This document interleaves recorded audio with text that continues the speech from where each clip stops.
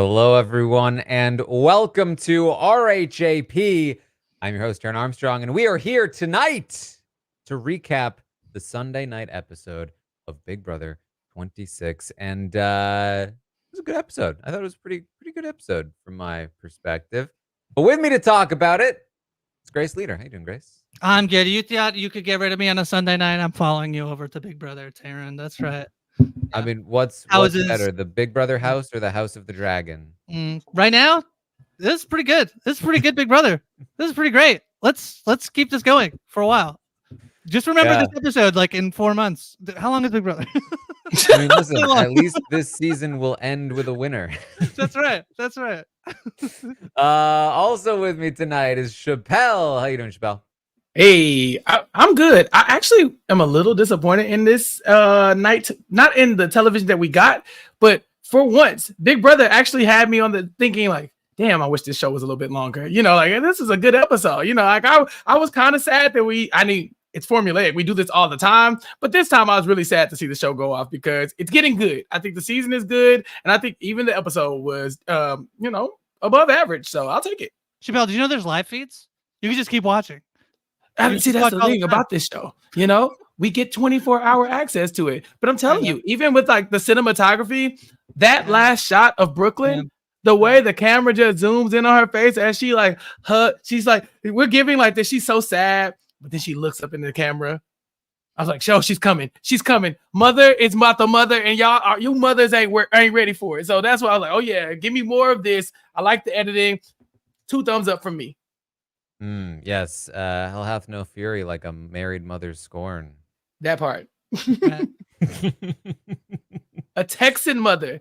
I was today years old when I found out that Brooklyn doesn't know that we still know that she's a mom. Like she says this every day. She says it on every feed, like in my feeds every 5 minutes. She says it on every episode. But today they had to remind us that this is her entire personification. She is a mother and she came here to mother. Now watch her work. Yeah, at the end of the episode, she's like, I'm going to teach these children. This mama's going to teach these children. I'm like, dude, you're 30. Get it. She's so young to be like, and I'm a mom. A good amount of these people. Did I see earlier Rubina is older than her? Is that right? Rubina is older than her. I believe so.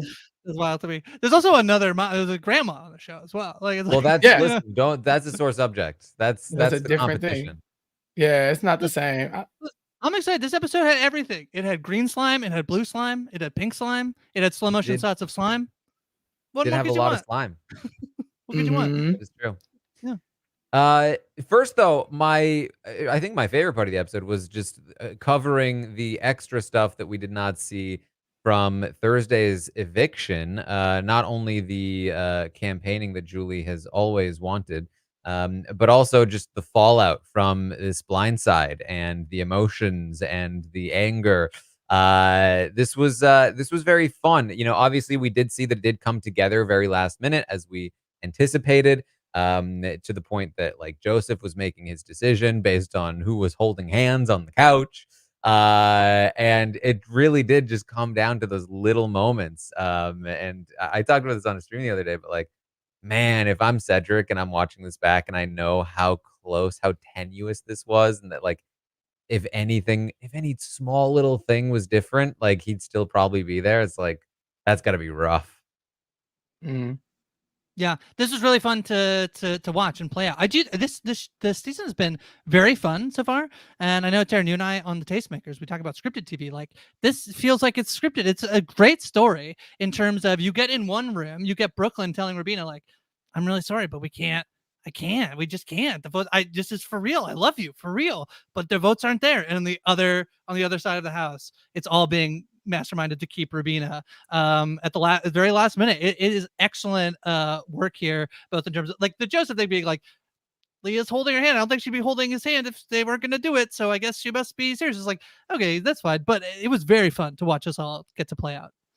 Well, I was very proud of him for saying that, because sometimes on Big Brother, people will be blindsided by something, or we're like, you couldn't tell that these two people were extremely close or that they were both having the same amount of stress. Like for him to identify that, I'll take that. If that's what he says, tipped him off, then cool. Because at least he's paying attention. But my favorite thing about the scene that they cut out from Thursday's episode, they're showing us the eviction, and it's the camera work. You know, like you said, you got Brooklyn in one room, but when they follow, I think they Chelsea through the wall or T-Court through the wall. I said, oh, this is good. Like I have to lean up. I said, what? Well, now wait a minute. Go ahead. And I mean, they like pan. I'm like, enhance. I was in it. I was on the edge of my seat. It was so good. Even though I already knew what happened, I still was able to enjoy the episode. And a lot of times, Big Brother is not able to do that. Yeah. And so the blindside goes through, and Brooklyn, who had just explained to Rubina that the numbers weren't there. Listen, this was real.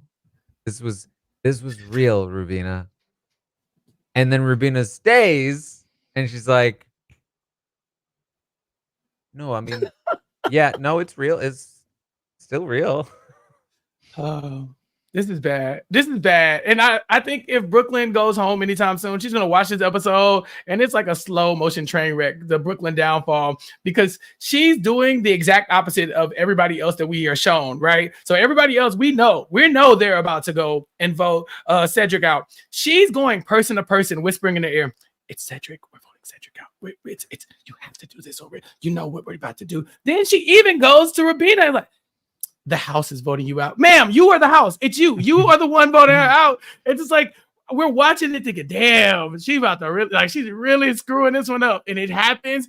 And it's so fun because, like you said, moments later, she's shocked. And Rubina's still there. And what could you possibly say to Rubina to make this go away? You're like, they tricked me. It's like, it sounds like you were ready to let me go. You weren't willing to fight with me. You weren't even willing to give me a sympathy vote. You let me go out of the house, and now you're stuck with me, and this isn't good. Brooklyn, I mean, her stock has just plummeted. Not stock-wide stock. I haven't been paying attention to the numbers, but dear God, the woman was at she was running stuff for a while. I won't say running the game, but she was in such a great position, and just to watch all of it in slow motion for this hour-long episode, kudos, Big Brother. Kudos. Yeah, I mean, so much so that she does seem to be fully the target for Tucker here in terms of this episode, that he has this whole plan once he'll win HOH to basically he wants her out. Now he doesn't really care about Quinn. So it's very, very fun to see her sort of like become a new character on the show. Well, she's not going to forget this. That she's going to remember. And we also saw, obviously, like Chelsea was freaking out, talking to T-Core giving her a little bit of a heads up, and Chelsea's like, what do you think is gonna happen here? Like, you think I'm gonna be okay with you just flipping on me? Which, yeah, actually, T-Core was expecting that. Well, I think what's so funny, there's a conversation later that we'll talk about after the vote happens, where I think that part of, like, the T-Core we get in the diary room, where she's like, I am not playing this game afraid anymore. I'm walking through the game unafraid. It's so good. It's so fun. The moment that they caught at the end of last episode, where like it's her and Chemo being like, we did this. We did it. It's so good. I can't believe that they like got it live, like at the end of last episode, like in the episode. It's such a good end to the episode, and then to come back and fill everything in. The problem is that, like, for T-Core and Chemo, that like I want this confidence, and I don't know, I guess that they're worried that like they'll look cocky in the wake of like making this big move, but there has to be more to it than I think both these conversations that don't seem to land particularly well. First with like Chelsea, where Chelsea does get the inkling that like something isn't right, still doesn't change her vote or do anything to try and like stop it, and then later with Quinn. I just want their confidence to, like, I want her to be that confident all the time. Yeah, the show version of T-Core is so cool because she's like, this is the most confident I've ever been going into a vote. Like, it's what it is. When I placed my vote, I knew what I did. I have no regrets. And then she's like, we did that. I'm like, yes, y'all did that. But then to know that the show cuts off, the feeds cut on, and her and Chemo are still sitting there like, okay, we did that. Now what? Do we leave? Do we go out the room? I don't know. All right, you think they're mad? I don't know. They're probably mad. Well, we should do something. I don't know. Okay, well, maybe we'll do something later. Okay, do something later. Bet. Are you going to move? No, I'm not going to move either. All right, cool. I guess I'll just sit here. All right, let's sit here. It's like, bro, you did it. You did the move. Now move. Get out of each other's face. People are going to realize that the issue is you. And it's very clear that it is. But so I'm loving T-Core's edit. I'm loving Brooklyn's edit. But, in the game, I'd say I have to quibble with some of the things we're being shown on the television show. I heard you say this with Maggie, I think the other day, Taran, that these players they're very fun to watch because they often make one mistake that then leads them into a situation that it's very fun to watch them get out of. Like they're not good enough to have not made the first mistake in the first place, which I feel like is exactly this. That like this blindside is actually not a blindside if Tikor and Chemo do a lot more work and put in a lot more work to make sure it's not a blindside, and then it happens to be a blindside. They're like stuck in this very tense situation that's very fun to watch, and I'm almost glad these players are like not like the most elite players we've ever seen, because I think it makes for much more fun television. Yeah, well, I mean, we get this scene that I really enjoyed, which is, the 3 remaining Pentagon members, minus Quinn, of course, who all head into like the back bedroom, and they're just like you voted too, right? Like these are the 3 people that were like running the game 5 minutes ago. And now the 3 of them are at the bottom of the game, at the bottom of the house structure. Just being like, "So, us 3, eh?" Like, and then Quinn comes in, and they're like, "Yeah, I mean, I guess Quinn didn't vote. I guess he might still be with us." They're, like, shuffling Quinn and like, "Hey, you need to be with us. It's us 4 against the house." And then Chelsea, like, looks out and sees Leah and just slams the door. I mean, Leah's like, oh, she slammed the door. I mean, I think she didn't slam the door. definitively closed the door in Leah. Like she first sure in her was face. like, saw Leah, was like, no, thank you, and like closed the door. It's like when somebody shows up to my door and I'm not expecting anybody out. It's like, no, thank you. Like It's very like Wizard of Oz, like, like yeah, that's right. No, thank you. Yeah. This is very fun that they huddle up in the back bedroom. Yeah, they walk in like, now what the hell we gonna do now? And it's just they have nothing. They can do nothing. I mean, Brooklyn called it out. If we do not vote out Cedric, I mean, if we do not vote to keep Cedric here, we are screwed. And so, like Tikor said, no, you are screwed because I am voting him out. So now look at them. They're down bad. Quinn is in shambles this entire episode, and this is just where it starts. You know, he talks about having the worst 3 hours in Big Brother history, and I'd probably say that's probably debatable. But he's making a good argument for himself. I mean, going from HOH, where one of his number one allies gets put out of the, I guess technically not his number one ally, but an ally gets put out of the house. He's completely blindsided, and now he's lost all his numbers. He's enemy number 1 of who we will see will eventually be the HOH. Not a great episode for Quinn, but I don't know. I'm starting to see people turning around on Quinn. I think the underdog edit is like, it's a powerful thing for Big Brother, but this was not that. This was just Quinn's sob story. It was all up here, and now it's hit rock bottom.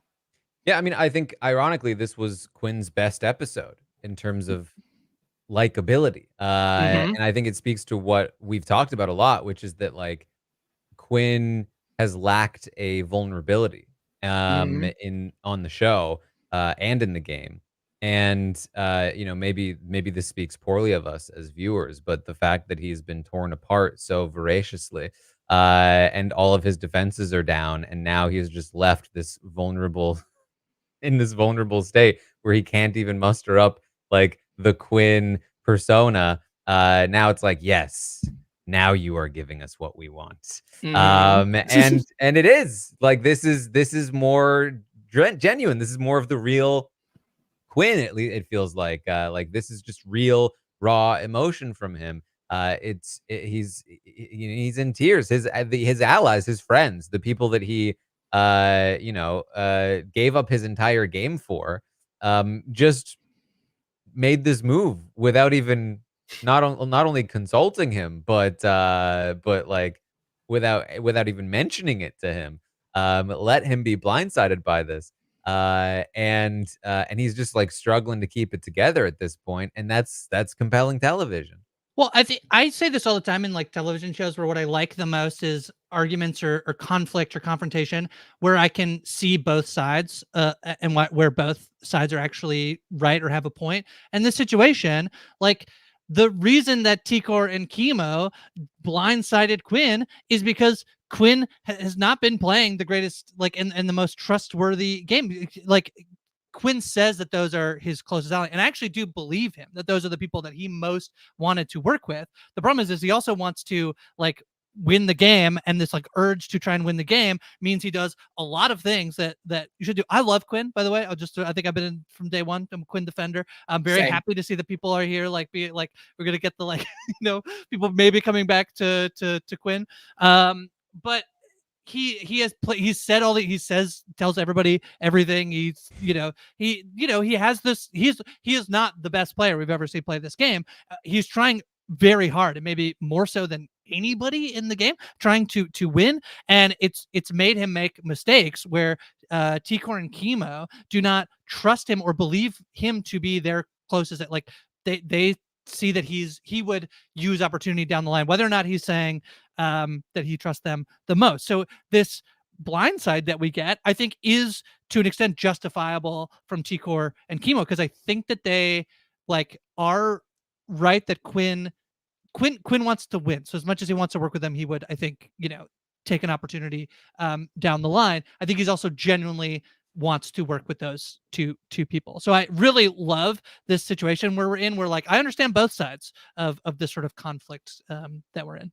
Yeah, I mean, I think like justified or not, I think it was not exactly the best gameplay to leave Quinn out of this. Right. And what we saw was that because basically there are some things that we'll get into maybe in the spoilers that like have been very, like, it was very surprising. Like Quinn is still doing this, and particularly in regards to his relationship with Brooklyn. And watching this episode made me go, oh, okay, I see now. I see now why he still has this relationship with Brooklyn, because in this moment, when he is at his most vulnerable and he goes to T-Core and Chemo and he's like giving them, he's throwing the bridge out and he's saying, please just catch what I'm throwing. Is it because I just didn't have a vote? Like give me any excuse for why you just did this to me. Did I not give you enough space to do, like, please, I'm giving you all of the excuses. Just like give me something here. And they were just like, I don't know. We just weren't sure about it. We just weren't sure what we were gonna do. So that's why we didn't say anything. Articulate previous is that as much as Quinn might be the most loyal to T-Core and Chemo, they feel like he did not prove that to them, and that's his responsibility as a player to prove that they are. Well, it's also their to ask him to do what they wanted, which they never did. Right? There is this like I think we've seen. There's something of him being like, maybe I talked way too much, but also like I had to fill the silence as a podcaster. Completely right to try to fill the silence, Grace ain't wrong.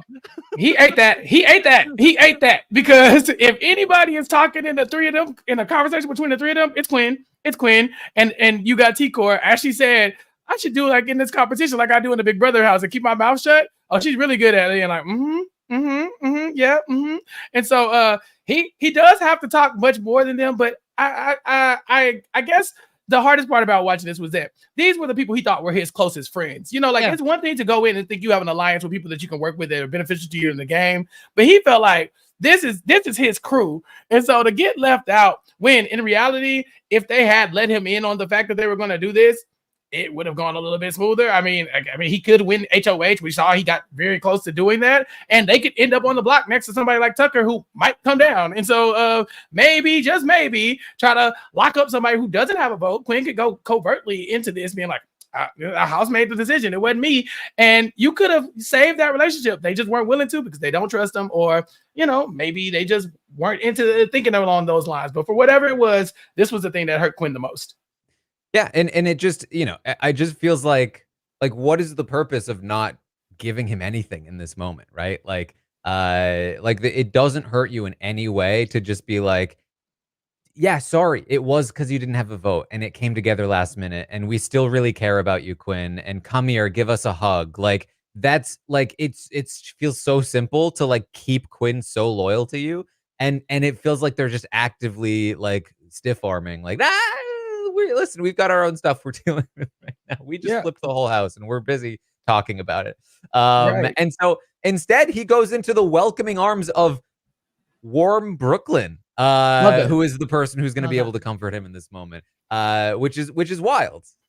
Yeah. I just think that you would think that this person who y'all just betrayed, who has been talking about how much they would be into winning the wall competition, right? Like, we know Tucker will eventually win that. We see that in this episode, but Quinn had a great shot at it. If I'm Quinn, oh yeah, Tucker going on the block, but y'all are my targets. Because why? What am I doing here? I don't have no allies. Y'all weren't willing to work with me anyway. I might as well target you. I mean, I have to target somebody from the collective anyway, the remainder of the collective, the tank. Why not go after you if I can't get Tucker? You don't work with me. You're not letting me in on anything. And I wrongfully, incorrectly at least, trust you. And I shouldn't. So you might as well go. So by doing that, they put a big old target on their back where they could have brought him in and been like, okay, if he's going to target somebody, at least it won't be the two of us. And they weren't able to solidify that. Yeah, and what we've already go heard ahead. from Quinn that, like, basically, if he had won, or if he maybe does win in the future, that he says, I really hate to do it, but I'm gonna have to put chemo on the block. Like, I'm gonna have to do these things. And like, I just don't think that ever would have existed if they just give him anything in this moment, anything since that moment, really.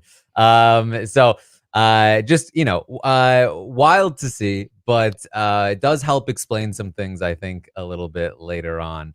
Can I say I love this? I love this scene with Quinn and Brooklyn in the bathroom. Like, I do think it's, I mean, it's so awful that, like, this, it's like my favorite scene of Quinn probably on the show is this moment where he's like incredibly sad. This is incredibly relatable, I think, like in terms of this thing of like, I said, I think that Quinn did make mistakes along the way. I also think this is like such a bad move for T-Core and Chemo to not pull Quinn in, because I think that basically you can make a power move, but it doesn't really, like, you're making a power move to then, be potentially at the bottom of this group in the same way that you might have been and probably weren't really at the bottom. And so it's a little bit of a misread there, but there's this feeling of like, I feel like it feels incredibly personal. And the thing you're saying of like the first episode where it feels like Quinn is not playing a character, this is real, genuine. I think, like, not just that they were the people he wanted.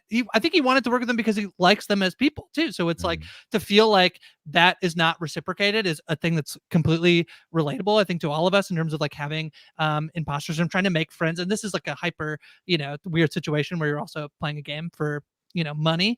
And then to have that like counteracted with like Brooklyn being so mad and like she has the fire is very fun to set us up into going into like the wall competition.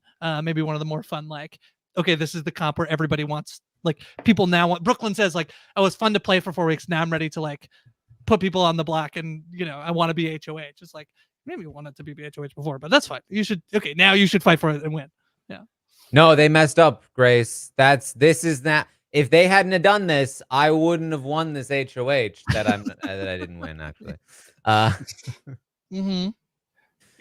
We talked about in the past, that big brother strategy of just, stay out of the fray, get in a big alliance, let the people shoot at each other, go to sleep, but I think this was definitely a wake-up call. It's just like, all right, I want to, not only am I going to have to, like, my alliance has to start getting some blood on their hands, but I want it to be me. I want to be the one to get revenge on what y'all did to me, because she was very close to Cedric. But also, I think for her, going to Rabina and telling Rabina, like, there's nothing we can do. Like, she thought, oh, I'm having a human moment with her. There's nothing she can do. She's on her way out the door, and I care about this person. And to find out that they didn't have enough, they didn't care about her enough to let her know that the flip was happening, I think it cut her deep. And so now she wants revenge. And I'm sorry, I love this character now. This is good. The evil fairy godmother or whatever, stepmother, Brooklyn. Like, I like this a lot. Her BB comics, it's right there, y'all. Oh, yeah, it's right there. Just give it to me.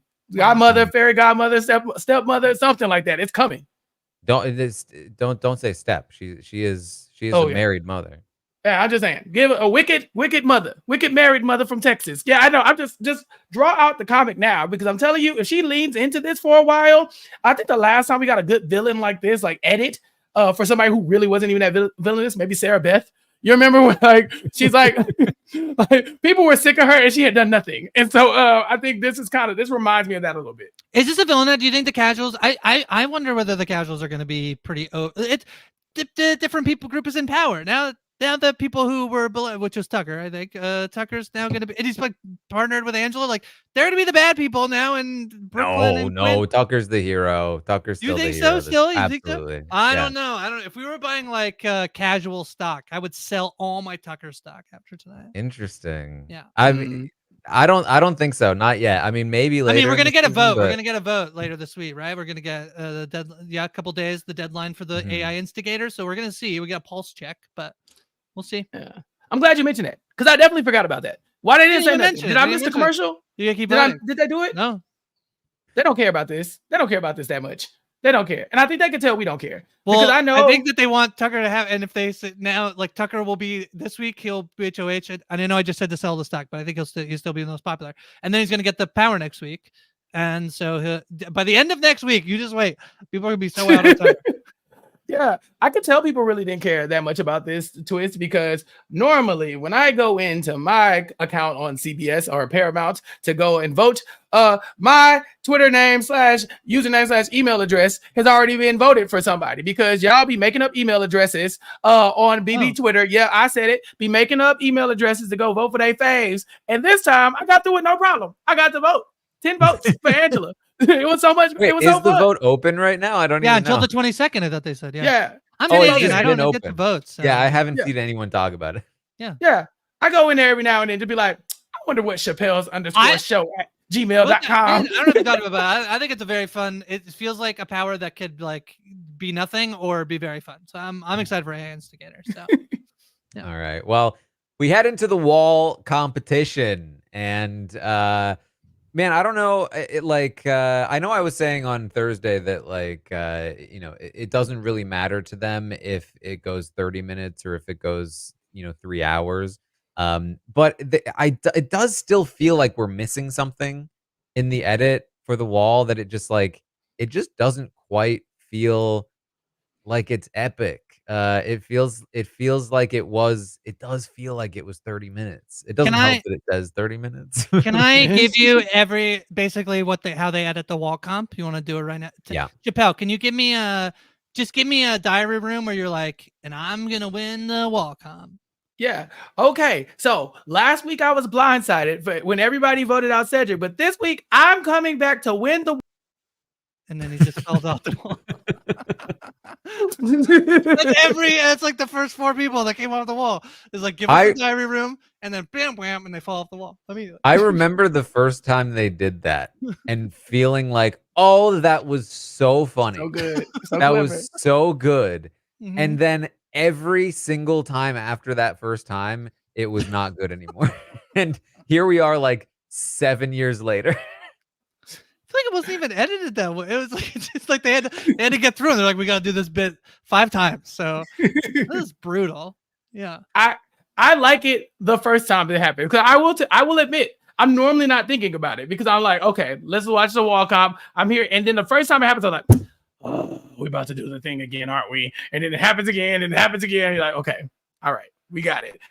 We started hearing so much of the first part of this competition, it was not just that, but there were at least 2 instances of it. But it was also, even when it wasn't like an interrupted diary room, it was still like, okay, here's the next person you haven't heard from yet. I was on the wall and I was thinking this, and it was hard, and then you see them fall, and then the next, and it's like one by one we're introduced to them, and then they fall. And the only exception was that they like introduced MJ a little early before she fell. Yeah, they doubled up Mackenzie and somebody else at the same time. I said, ha, I see you switching it up. Okay, big brother. They tried, Taran. I'm gonna give them a little credit, a little crumb.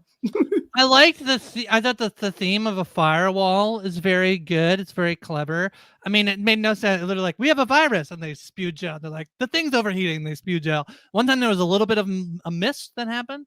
I don't know. They need to probably change this to be height adjusted, probably, right? I think there's a lot of talk online about how the wall probably, just take a book from Survivor and make it so that it's adjustable to your height. This is fine. I mean, the show probably has no interest in it actually being super, super long, right? Other than being like, there being like confessionals, like I'm really in this, but like I think the same reason like we never saw that like Tom Westman challenge on Survivor again. It's like we're not doing that ever again. We will be here for an hour at most. It's a huge hassle to do it to film long. I get it, but like, I don't know. Here's an idea. Don't start it 2 hours late or 3 hours later than when you need to. Just start it right away, and then look. Oh boy, you have 3 hours to spend. Um, but yeah, what we've learned from Quinn, who is a rock climber, is that he really thought this would be all about grip. And Tucker says it's all about grip. Now, that's because Tucker is tall enough so that that top handle is the handle that he holds with straight arms. And so for him, his wrists are straight and it's all about his grip. For Quinn, who was a lot shorter, what he said was that in order to hold the top hold, he can't have straight arms. His arms are like up here, which is a significantly worse position to be in. Your wrists are not in as good a position, and your shoulders are completely out of whack. So you think, okay, well, but there are 3 holds on the wall, right? So you're able to hold a lower hold, and then you can have straight arms and everything's fine. However, that's actually not true. You can see with Rubina, you can see with Quinn that because the holds stick out of the wall so far and they're all the same length in terms of how much they stick out, they're in the way of your arm. If you try to hold a lower hold, at the top hold, it kind of angles in and your arm is on the wall. The lower holds, the top holds are in the way, and so your hand is like this, trying to grab onto the hold. Again, your wrists in a terrible position. So what you saw Rubina do was she put her arms on the inside of the holds and reached out to the sides of them like this, which again, bad wrist position. And so Quinn was saying basically it was all about the wrists for him, and was very difficult. So I think this is really helping explain kind of one of the major differences and reasons why we are seeing a very new body type win the wall over and over nowadays, as opposed to the competition it used to be where we would see smaller people win. Haven't really seen a smaller person win the wall in a while, and I think this hold structure is probably a big part of why. So I thought that was very interesting. It is interesting. Yeah.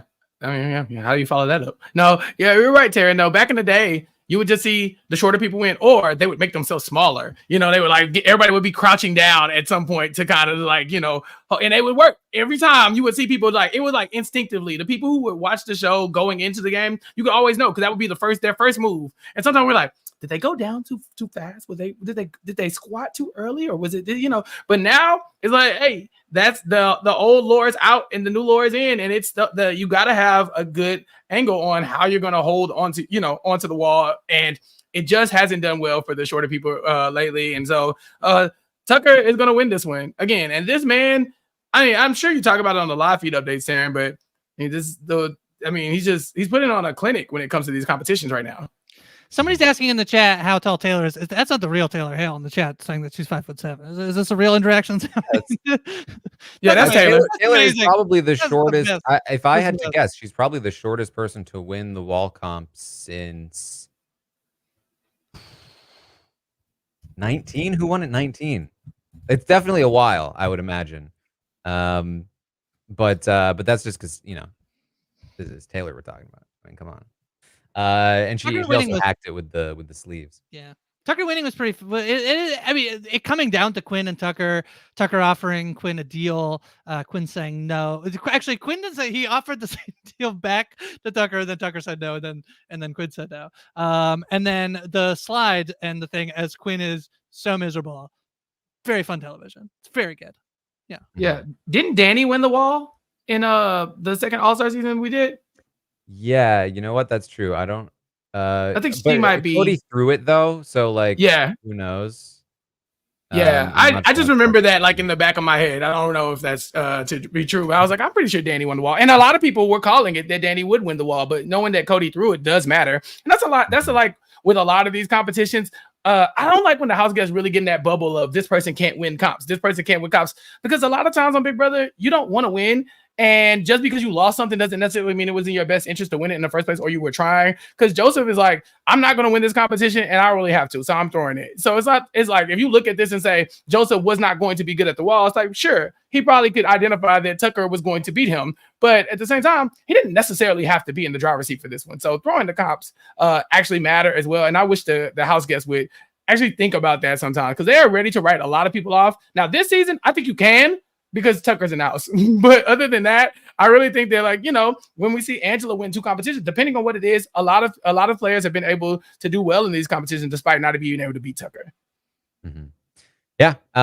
So, basically what happened on the feeds is that we did not see the end of this competition. And I think that's because as soon as it went down to Quinn versus Tucker, the feeds cut. They sometimes do this after somebody falls, where they'll cut and they'll do like a little bit of a reset for whatever reason. They just don't have the feeds on for that. Maybe they're talking to them, whatever. But I think that like in the time that the feeds were down for that, the comp ended. Quinn fell. And then they just stayed off until after they all went inside after that. Because it seemed like they said it was like 31 minutes or something that the comp ended, and I think that's right around the time that the feeds stopped. So I don't think there was actually a lot of time with just Tucker versus Quinn. And which is unfortunate because it would have been, I think, very epic to see more of a battle there. But gone are the days that there's like enough downtime on the wall for Dan Giesling to make a speech for everyone.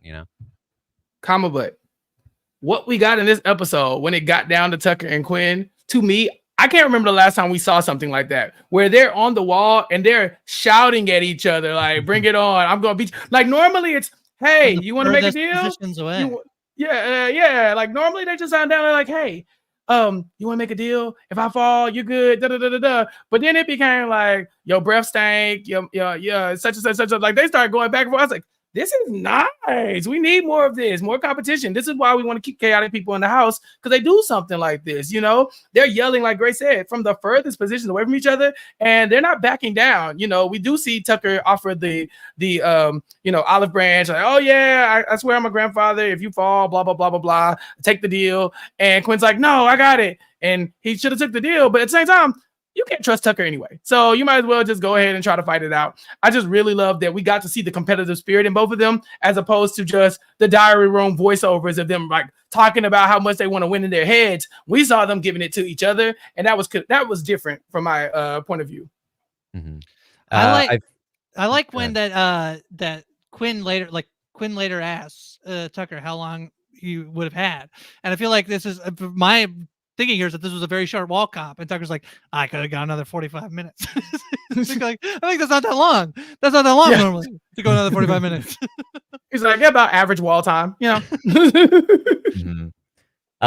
So Tucker wins and Quinn is feeling extra down now. This is probably the first like positive Quinn content we've gotten in an episode all season, where he's just like, like this sucks. Like, I really wanted to win, and you can feel it too, like the competitiveness, but also like he's been imagining being able to win the wall as a climber, as like feeling like that's his moment to be able to win that competition, and now that's forever gone to him, right? And so you're seeing this again, like raw emotion from Quinn, which I thought was very compelling. Yeah, worst. Somebody, are you going to off-season pod and rank the worst 3 hours? What did he say? The worst 3 hours of someone's life? Worst 3 hours, yeah. And then Big Brother week, I think he said, or something like that. Yeah. This was tough. I think that the idea that this was his competition to win, like I think when Quinn comes in knowing that he's athletic and that he probably doesn't look athletic, he knows that people are going to take me, and underestimate me, and I'm going to show them. And we saw Quinn talking about how he was going to win the slip and slide. Quinn has, in his mind, has been training for these moments forever. This is what he's come to do. I wouldn't be shocked if he became a climber because he thought it would be better at a wall comp. And so for him to take this L, he's like, what have I done? I thought I was the big brother mastermind here. I thought I was a super fan. I thought I had the physical prowess. I thought I was going to be able to topple these obstacles. And right now I'm falling on my face. And all he has is Brooklyn's arms to cry in. And so, yeah, pretty low moment for Quinn. Yeah. For what it's worth, also, Tucker also has maybe not quite as often 4 times a week as Quinn, but he also is a climber, or at least has gone climbing enough. he just listen, Tucker's just better. He's just better at these competitions, and he's just better at the things that Quinn thought he would be good at, and that's a rough pill to swallow, especially when when Tucker's coming for you hard. It's very interesting because I think that there is a sense of like if you're a bit of a super fan of the show as Quinn is, that I feel like normally these are not super like, oh yeah, and I'm gonna go and I'm gonna win all the competitions. Like, I feel like that is very unusual actually. And so this idea that he says that he's very emotional when he's sitting there, sort of like, you know, Brooklyn's like, hey, you're good. Even Rubina comes up and is like, who what about it? It's like, you did great. You outlasted pretty much everybody except for Tucker. Like, that's the one. But he says that he never envisioned himself losing at anything in this game, which I think like there is like some people I think who do have that mentality of like, don't imagine yourself losing, just like be sizzle. But it is very interesting that it's not like he feels so done, because it also comes off the back of a week where he had strategic, you know, control of the game, and that didn't work. It's just like, well, then at least I'll win this competition. Then you don't win the competition. It's very like I think interesting. I think Quinn is exceptional television. I'm very excited he's here. So now it's all about Tucker. I mean, he has control. We're going to see the tanks turn into the 6th Avenue. 1, 2, 3, 6. I love this. First of all, I just don't. This obsession with making sure you number the amount of people in your alliance is always going to be something that we always like. Okay, but you know, the moment somebody gets voted out, it kind of looks silly. You know, we saw level 6 being like level 6, and I'm like, baby, they're gone. You know, and so we see that, but we also know that it's hard to bring somebody in an alliance when you got a number, and so you have to keep changing the number all the time. When Joseph is walking, and they're like, I mean, he did vote with us. I guess we gotta bring him in. They is so reluctant to pull in Joseph. Bringing him in can only help you. You know, like just solidify an alliance, make him feel comfortable. So if he wins, he's more, you know, game to target somebody on the other side of the house. But it felt like it was like pulling teeth. Like, oh, I guess we gotta bring Joseph in. Come on in. The only person who looked legitimately excited was Angela, and I think it's just because she was on the inside of the alliance watching somebody else, like basically scrapping to get in the alliance, like she's done it before. Like it felt like finally she was on the other side of the boardroom table, and it was her time to be like, okay, we've reviewed your hiring paperwork. We're gonna let you in on a temporary basis, but you're on probation. Like it felt really good to see Angela finally in a position of somewhat power, but it was fascinating to me that they're just dealing with Joseph because they have to, or that it's beneficial to their game. I don't think they really want to work with him too much. I mean, well, the tricky part of this is that the 6th Avenue is actually more real than the tanks are, because from Tikor and Chemo's perspective, they want to work with Rubina and Joseph. They don't really want to work with Angela, and they don't really want to work with Tucker long term. At least Tikor doesn't. And so it is a kind of a weird alliance structure where theoretically Tucker is at the head of it, but he's also like not everyone in that alliance actually wants to keep him around, and then Angela is theoretically in the core of the tanks versus the 6th Avenue, but she's actually just still on, as she might say, the bottom. I can be on the bottom. I told you, Taran. I told you that I would be on the bottom. I told you. So can I be on the bottom, please? Yeah. Grace is on the bottom. So I'm not gonna move it back. I'm not moving it back. That's a joke only for YouTube listeners. That joke did not land if you're a podcast listener. Or maybe Tucker, he doesn't want Quinn to go home, he says. He has bigger fish to fry. There are other threats, and he's looking at Brooklyn, Cam, and Chelsea, but he will need to use Quinn as a pawn. Quinn doesn't believe him. He's like, you're trying to trick me. You're trying to trick me into thinking you're not targeting me. I know you're still coming for me. They're not gonna trick this guy. So, did the AI arena just like I don't understand why we're not doing back. I mean, we're not doing backdoors. I guess because Tucker is not legit. He doesn't legit want. He legit doesn't want Quinn on the block. But if he legit doesn't want Brooklyn on the block, then why is he putting Brooklyn? Like, I don't. The backdoors are not a thing. Are they not a thing? I mean, he's got 3 targets. He's got Brooklyn. So he's got Cam. He's got Chelsea. There's no point in fussing about with backdoors, I think, if you're Tucker. He also, for what it's worth, is going to be competing in the veto as the HOH, and therefore nobody else is going to win, according to him.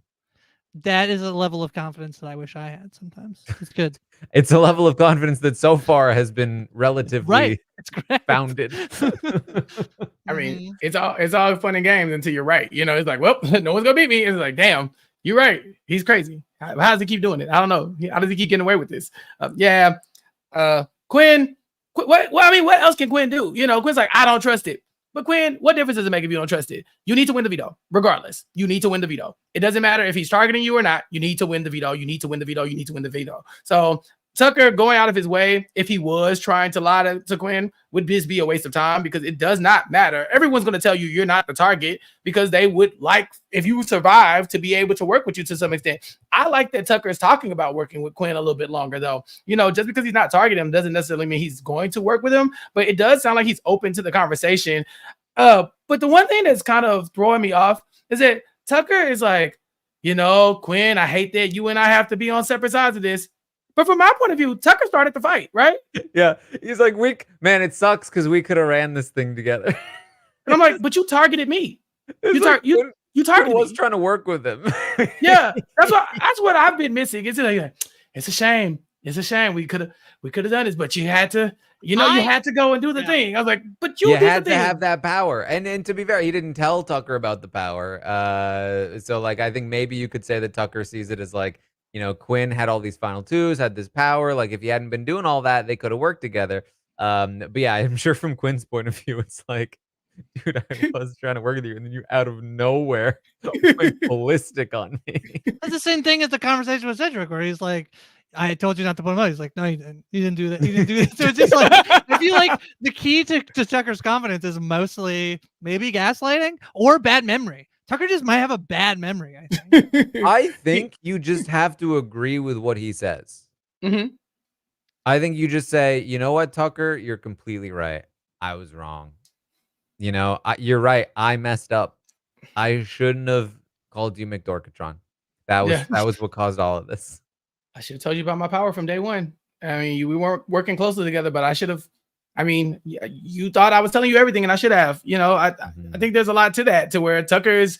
I mean, until you can beat him, he's going to be have some level of power in the game. So you have to make him feel good about his position. And you know, I think that Tucker is very much socially aware about like where Quinn stands and his strengths are in the game. He's always telling Quinn, you're an amazing player, you're good socially, you know, you are physically good. And he's not wrong. Quinn was doing a number on the house socially for a while, and Tucker can see it. So I mean, I'm sure he could tell that to Quinn and Quinn would accept it, but Tucker would much rather paint this as, you know, there's just two combating sides of this house, and it's me versus you, and you got to be my pawn. And all Quinn can do is say, all right, you know, and then just hope for the best, win the veto.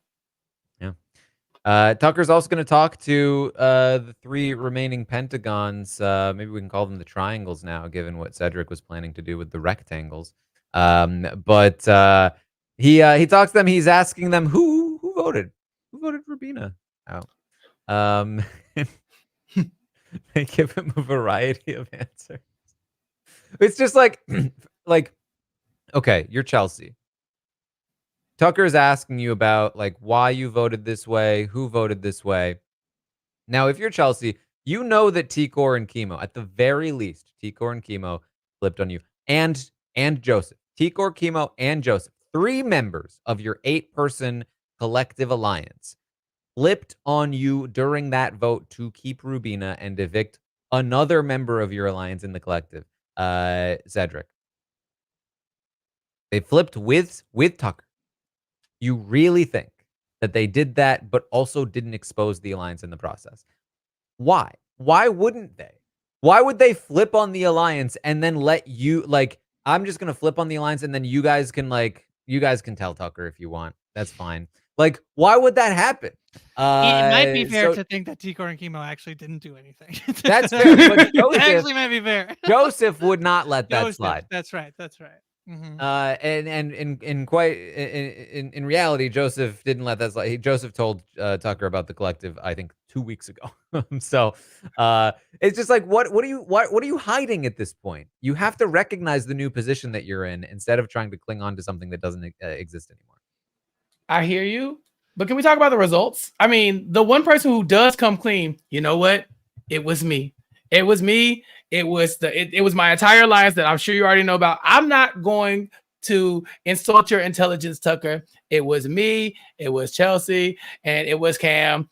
I'm Brooklyn. I'm telling the truth because that's what mommies do. Okay, and she is the one who comes out of all of this with Tucker going, yeah, it's you I should target. So he's complaining about everybody lying to him, but he still wants the one person who told the truth to him. So it didn't really matter. That is true, and I think that's a bit of a failure of the edit because it doesn't really make sense from the edit's point of view. Because he's like, "Oh, I'm testing them to see if they'll tell me the truth," and the person who told him the truth the most is his biggest target, and the person that told him the truth the second most is the other person he nominated. The reality was that Brooklyn was on the block because even though she told him the truth in that conversation, she handled it so poorly. Prior to that, there was a whole thing where right after the vote, she was throwing Tikor and Chemo under the bus, saying they tricked me into voting out Rubina. I wanted to keep Rubina, but they lied to me. They wanted me to vote against Rubina. And they told me that the votes weren't there, which was just not entirely true.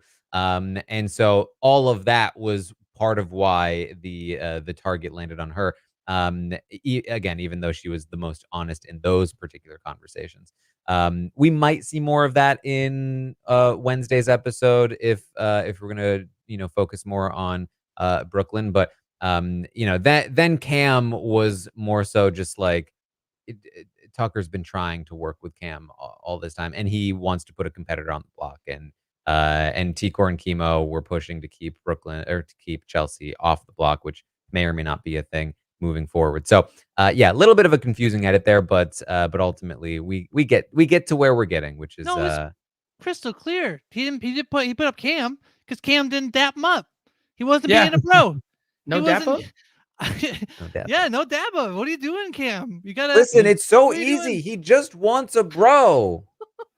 And that's what Joseph is giving him. Joseph, who is not a bro, is in there like, yo, yes, let's do this fist bump, like dab him up, like Joseph is doing his best, and meanwhile Cam is giving nothing. No bro. I don't know what the joke is, but Brooklyn's name starts with bro. I don't know what the joke is, but it starts with bro. I don't know. Somebody else figure it out. Brooklyn also, Brooklyn also not giving the bro. All right, so of course Brooklyn. Taran. I have to mention Chelsea. Although she lied, I like when given the opportunity to throw her alliance under the bus. He says, so she's like, who are you thinking for the block? He's like, well, Quinn is a pawn, obviously, but who else should I pick? And she's like, I don't know. Somebody mental and probably somebody physical, like somebody a big, strong man. Like, how about not two mental threats, but a physical threat? And then I see Cam going up on the block. I said, Chelsea, that's kind of smooth. Like, I think he was going to do what he was going to do regardless, but she made sure to be like, look, just know I'm not married to either of them. It makes sense. Do your thing. Just make sure it's one of them and not me.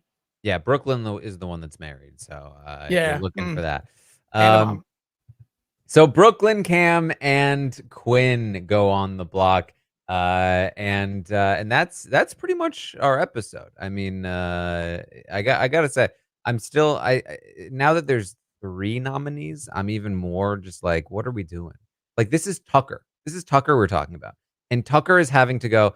All right, so what will happen is I'm going to turn the key, and then the face will appear on the block, and that will mean that you are nominated for eviction and that you'll be one of the people that we vote out. And then I'm going to turn the second key, and that means that your face is going to go up on the block. So here's how.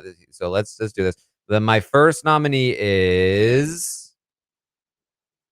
My second nominee is. My third nominee is. It's just like. How are we still doing this? How has it been this many years that we've been doing it this way? It's just not good television. Can't even think of another way they could do it that they've done before. Like, this is Tucker. Tucker should be like walking up and being like, all right, dogs, here's how it's gonna happen. Brooklyn, get your ass up on that block. Papa Cam, squat. You should have dabbed me up. And Quinn, we all knew this was coming. Yeah. Like you know what I mean? Like, Yeah. Yeah, I like that better. I like that because Big Brother used to be very formulaic in a way that like we got used to it. Then they changed it up to this, but this has gotten stale. And you have some big personalities in the house. It would be great to be like, you got 10 seconds to say whatever you want about each of them. Go and let the fights pop off. Let do the things. I would really rather you give somebody like Tucker let him cook. He's going to make this as entertaining as possible if you allow him to. But just having this like script that they have to read off of, I don't even know how that benefits the show. I think in their minds they're like, well, we got to keep the show tight. We can't just be. But for me, give us good TV first and foremost, or bring back the key wheel because I like that. At least the key wheel had some strategy. Like you got to place them in an order. You got to put them in. I mean, in listen, spots. It doesn't really matter. But, I think what we have is worse than the key wheel. I will say I was never the biggest fan of the key wheel, mostly because, like, similarly, I just kind of tune out when I already knew who the noms were. But I just feel like this could be so easily improved. Anything else from the episode? My favorite part of the key wheel is when they say thanks, thank you for not nominating, thank you. I was like, because if that's the best. You think that's good, they all have to give a little thank you. You think not dapping somebody up is bad? No, not thanking somebody at the key wheel. Listen, you might as well just walk out the door. I miss it. Bring it back.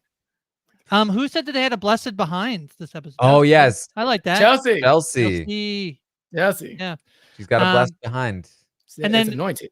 Tucker called Brooklyn a queen snake, which I think is Medusa, but I think actually that's Medusa snake queen.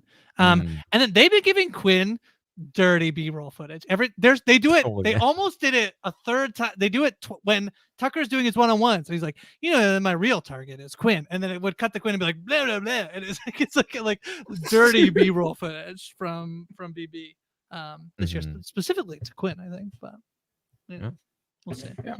All right. Well, let's get into some spoilers then, as we talk about what has happened with the veto.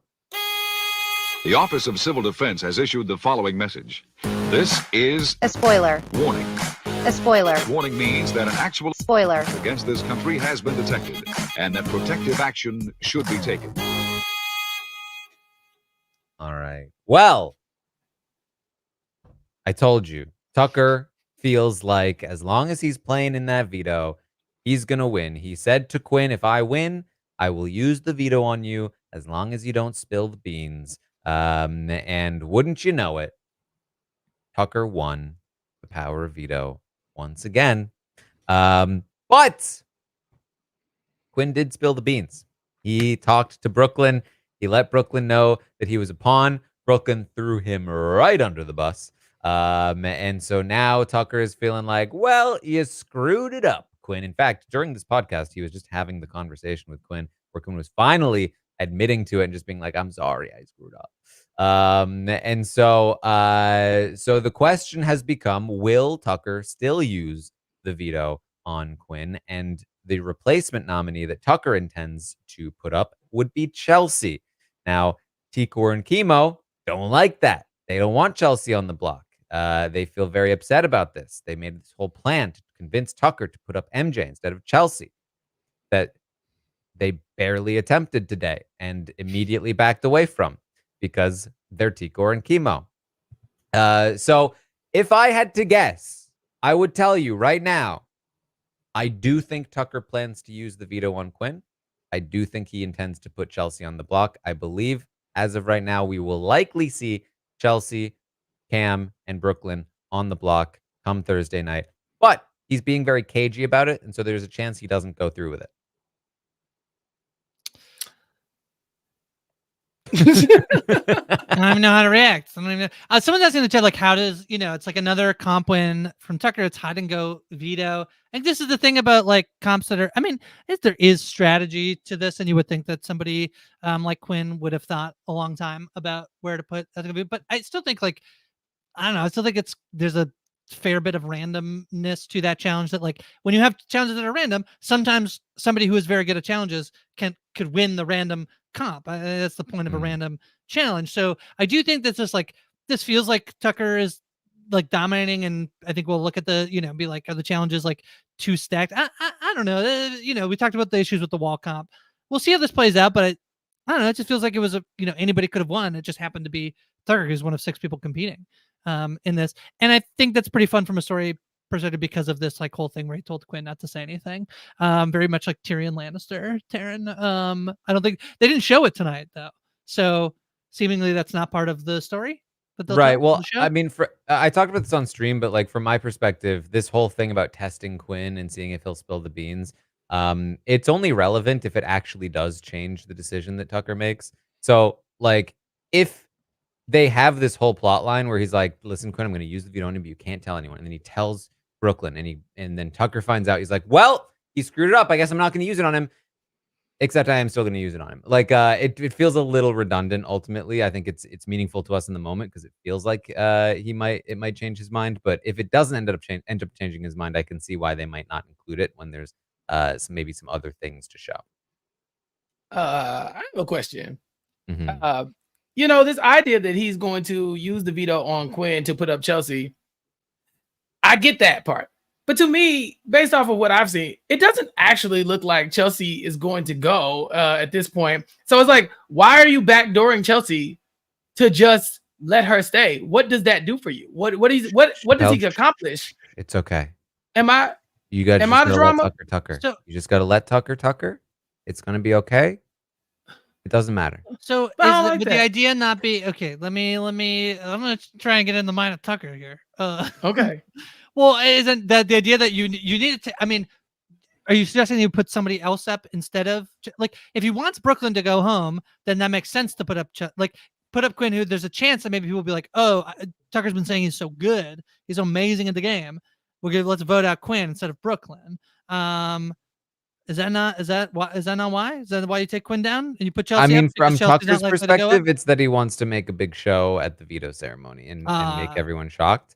And he says that he's got a big speech planned and that he's going to be able to get a lot of information from how people react. I mean, that's fun. That's pretty fun. That's what I'm saying. You just got to let him Tucker. Just let him do his Tucker thing. Yeah, that's great. I love it. I think that's great. Yeah. I don't know. I don't like it. I don't like it at all. I don't like it because I'm not the most tapped into BB Twitter. I'm not really keeping up. Like, it gets kind of hot there for me. Yeah, it gets kind of hot for me. So I try to stay out the fray a little bit. I make my little comment and go. You're right. But to me, all of these moves that are just moves for the sake of being moves, they're like funny in theory, but then when you see them play out, you're like, all that for nothing? Like, you about to backdoor Chelsea just to vote out Brooklyn.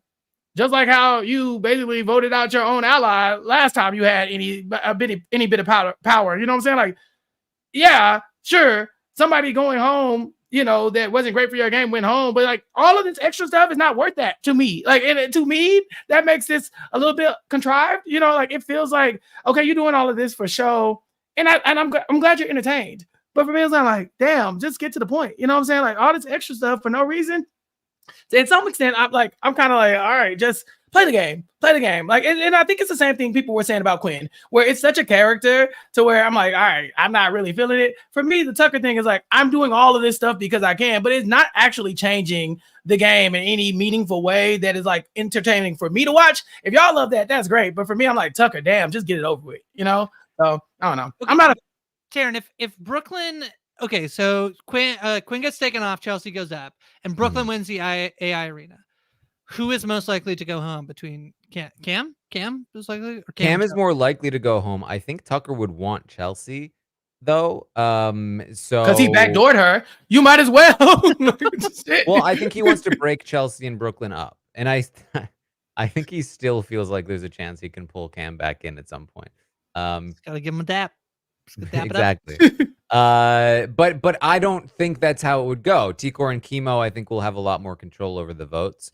And so they will, I think, make sure that it's Cam. And there's not really much reason for anybody else to stick their neck out to protect Cam because he doesn't have any other allies and he is a big physical threat. So why would Quinn or Joseph or anybody be like, no, we got to keep Cam? And my other question is like, if he didn't take Quinn off and Brooklyn won the arena, so now it's Quinn against Cam, who is it in Tucker's best interest to go home? Quinn, right? Quinn. Quinn. Yeah. So then, What the hell Cameron Buddy thinks he wants to get out Chelsea, and so okay, well, yeah, I don't know. To me, it's a lot. It's a lot to do about nothing, and I'm like, all right, I'm not. Again, if people like it, that's cool. But to me, I'm like, damn, I want you to really just play the game. You know, if that means you're a bit of a character, fine. But to go about and do all this extra stuff to me, it's just like, it's not. Again, this is me talking about me. If y'all like it, go ahead. But for me, I'm like, not a fan.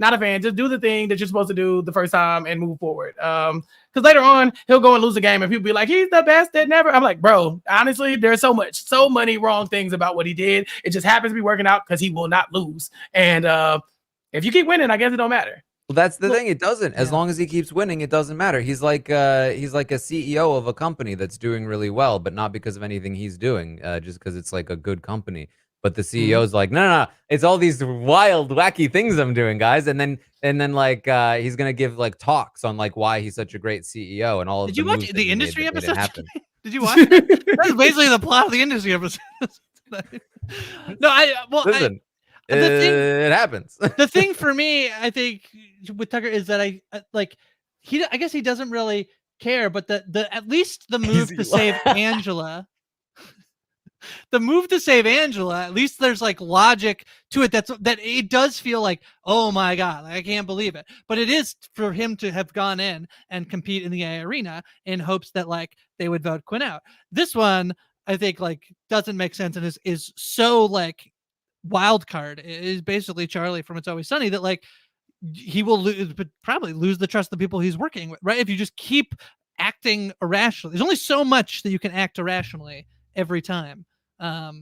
For this not to blow up in your face, I think. Right? All right. Well, there's one other thing I want to talk about with the spoilers, because this thing happened today, because it does feel like there's been a bit of a rise in Joseph, the player, as he has captured this final 2 with Tucker. He's gotten involved in this 6th Avenue alliance. He is the most influential person over Tucker at the moment, and he's getting into this better position in some ways, although he is still a target from the other side. And it's been feeling like, okay, look at Joseph kind of doing some things. Now, there are 2 major things that we discovered today. One was fairly obvious, but and not surprising in any way. The other was very surprising to me. So the first is that I talked this morning about how Joseph has been working on Leah, really trying to like lock something in with her. He kind of like made this final 2 kind of deal with her the night before, and even at one point was like, yeah, I love you. And she was like, oh yeah, I love you too, Joseph. We were working together. And in a camera talk today, he talked about, man, she's just so great. But I'm not gonna throw my game away for a crush. But she is really great.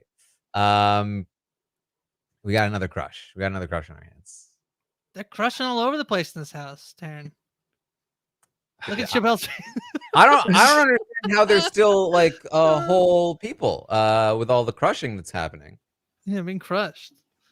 Yeah, I I'm don't know. itching. You know, like I don't like this either.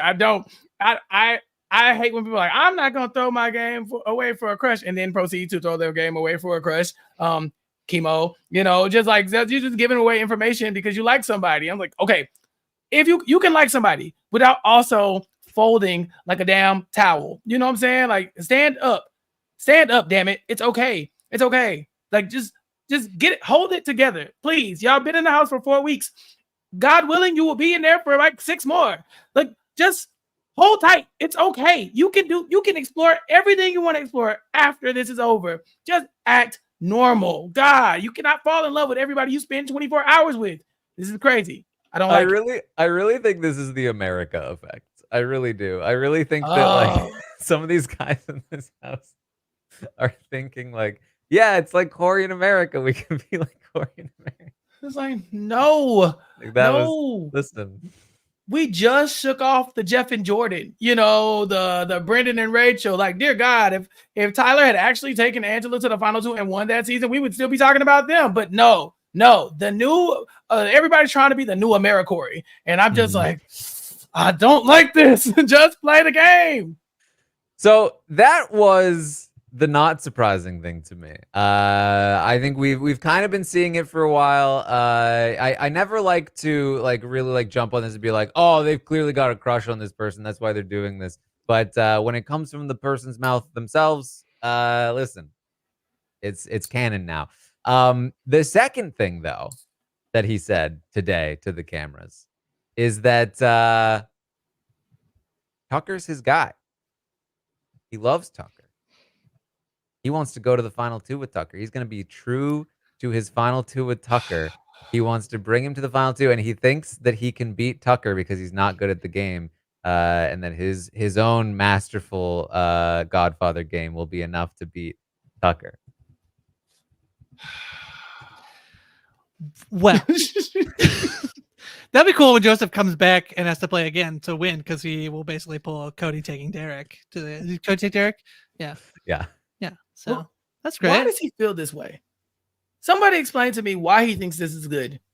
Somebody just why does he think that is a win condition for him in any shape, form, or fashion? What has Joseph done to this point to where if somebody was to put him next to Tucker, he would get any votes at this point? Any votes. I'm talking about right now, even including the people who've already gone home, they wouldn't even vote for Joseph right now. So unless he plans on doing some amazing, incredible things while also saving the biggest comp threat in the house week after week just to take them to the end and get beat in probably both parts of the HOH and then end up at the end getting dragged. It's like, bro, what are you doing, Joseph? I just don't get it. Where does he think these votes are coming from? I mean, take the comps away. Say, okay, he's not even the comp piece that he is, and he knows this too. He brought this up too, Quinn. He knows that what I have talked about on this podcast before, which is that competition wins are the biggest factor when determining jury votes. He knows this. He has said this out loud. But even let's take that away. Let's say, okay, let's remove competition wins from the equation.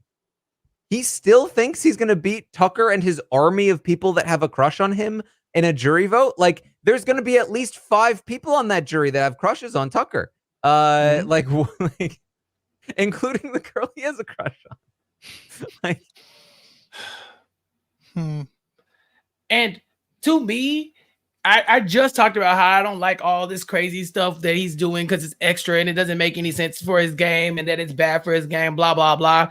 But if he's able to do all this extra nonsense, taking this person down off the block, putting this person up, backdooring this person, but not voting him out, if he has that much control over the game and still makes it to the final two, I'm like, whatever, give it to him. Because y'all let this man do all this other stuff and he just excelled past each of y'all's little roadblocks. And eventually we're going to get the Tucker villain era. It's coming because what we hate is a front runner. And we hate that so much in the Big Brother streets. And right now, it's like the underdog is taking control from somebody like Quinn, who thought they were in control. They flipped the Pentagon. It's broken up. They've blown it up, if you will. Them in the Big Brother house, I would never do that. But them in the Big Brother house blew up the Pentagon. And eventually, he's going to be leading the way with his showmance, Rabina. And he's just going to be picking them off one by one. And then we're going to see what it looks like when Tucker, somebody who is not the most gracious winner, becomes a sore winner in a way. I think that it's coming. And I think when it does, I'm going to be laughing at people like Joseph, who thought that they were special and thought that they were the ones that he's going to take to the final two, because it's going to be really tough to get Rabina out of the game with her in a showmance with Tucker. And you think you're going to go to the final two with him. You think he's going to pick you over Rabina. Okay. Good luck. Yeah. There's a lot of days left for this to. I agree. I agree. Yeah, it's fun. Why are you saying it? If this actually went through and he felt this way all the way to the end, it's just wild to me that that anybody would think this. Like Tikor, Chemo, Rubina, none of them are thinking this right now. Like, of all people, for Joseph to be the guy. So yeah, we will see. We'll see what comes of that. Anything else that you guys want to mention though before we wrap up here? Nah. No. I thought the episode was good. Yeah, it's great. And I think the season has been fun. I think people like when the house is divided, and it very much is. We're getting some fun feeds, as we know, with all the Tucker shenanigans and stuff like that. We have kept a lot of chaotic people in the house, but For me, I worry about the players who are now not in the number, who are now getting left behind, because they're going to have to do more than just talk these wins into existence and manifest these wins into existence. They're going to have to step up and beat Tucker, who is for what looks like a juggernaut in this game. Get out the water, moon water, charge it again, and then just bathe in it, because you're going to need all the help you can get to beat Tucker. Yeah. Well, the thing I think that is fun is that I think the majority alliance basically being, would you say, is it 6th Avenue is the strength? Like, is that like the power? Yeah, that feels like a very tenuous group of people who are going to try and work together. So it feels like there's potential that like that could crack at some point, and this thing will get like, the sides will get mixed up again, which has the makings of a very fun season. So it's been fun so far. I'm excited. Good episode. Fun times. All right. Well, that is what we have for you then tonight. Of course, I'll be back tomorrow morning at 11 a.m. Eastern to update you on everything that happens today or tonight and that happened today on the Big Brother 26 live feeds. And then the Slop. If you are a patron of Rob Has a Podcast, Slop will be on tomorrow. Chappell can talk more about that, I'm sure. Yes. The Slop is where Rob and I, behind the RHAP paywall, talk about the sloppiest moments in the Big Brother house or outside the Big Brother house, specifically outside the Big Brother house, dealing with Kenny K and Christmas ornaments and hedonism and pineapples and squirt. And so if you want to know what that's all about, you have to subscribe and become a patron of RHAP. Go to patreon.com/RHAP. And if you are a patron, then you should be checking your patron feed for a Patron 5 for 5 podcast that Rob does with Nicole, where he teased some of the live shows that'll be coming in the fall. And so RHAP will be live again. And to get the most up-to-date information on that, you have to go check out the Patron 5 for 5. And of course, check out the Slop too, to keep up with me and Rob have to say about all the sloppiness from this week. I just looked at Twitter and I saw a tweet that says Joseph is now talking to Chemo about his crush on Leah. They can bond about their unrequited crush. It's like it was already like you're telling people. Okay, fine. Anyway, back to what I was saying. Tuesday we'll have the round table. Sorry if you're holding Joseph shares.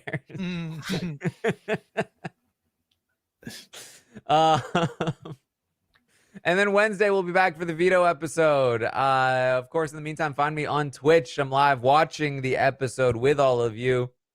We have a good time over there. Hey, if you, like me, have a hard time keeping up with scripted television during a Big Brother season, we have the podcast for you, Grace and I. It's the Tastemakers. Grace, tell me about the Tastemakers. You and I, we watch everything that's on TV, and we tell people whether or not they should watch it. That's the Tastemakers. I've been hyped. Chappell and I've been chatting about Interview with the Vampire dropping on Netflix pretty soon, and I think it's going to be a big hit, and people should check it out because people who watch it love it, and people are going to have access to watch it. So, yeah, Tastemakers. We just chat about television and movies, news, all sorts of things, and tell people what they need to know to sound smart with their friends. I watched Alien this weekend, so we can talk I did too. Yeah. On the Tastemakers. So we'll chat about Alien. All right, so tune in for that. Anything else, Chappell? Yeah, I got a lot going on right now. So, of course, here on RHAP, you can check out the Nothing But Netflix podcast hosted by Rob Cesternino and myself. This week, Rob will be out, and so I'm taking over, and I'm having Puya on as my guest to talk about The Union, the movie with Halle Berry and Mark Wahlberg, which is #1 on Netflix right now. And so check that out and check out the podcast, or just listen to the podcast when Puya and I break down everything that happened in that on the Nothing But Netflix podcast. Also, Puya is going to be back on Recap Kickback for the next few weeks talking about Bel Air.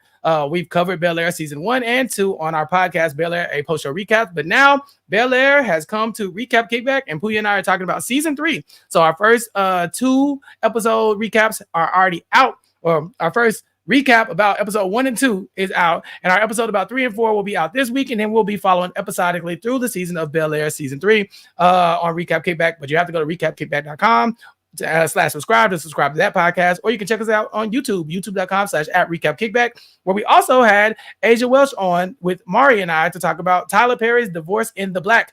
It was about an hour of us just laughing at Tyler Perry using clickbait to get us to watch the movie, and it was successful. So check that out and more on Recap Kickback. And then special guest coming to Below Deck coverage here on RHAP. We got Below Deck Med every Wednesday at 3 p.m. Eastern, live on YouTube. And Sasha's out. She's traveling. She's away, totally not in sequester for another reality show, but she's not doing that, but she's not with me, and so I had to bring in a special guest, and we had somebody request a spot as a special guest.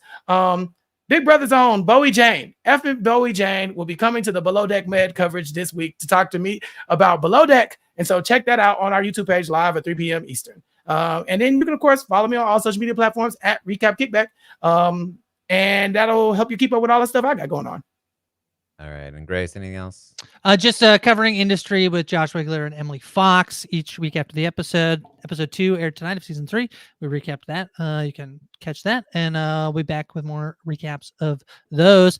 Taran, you and I, a lot of people watching, we're going to be covering Rings of Power when it comes back for its season 2. So very excited to chat with you about that. And that's it. That's what I got going on. I'm on social media at Hi From Grace. I love power. Yeah. And, rings are fine. So like we're in a pretty good spot there. All right. Thank you all so much for joining us here tonight. And we will see all of you next time.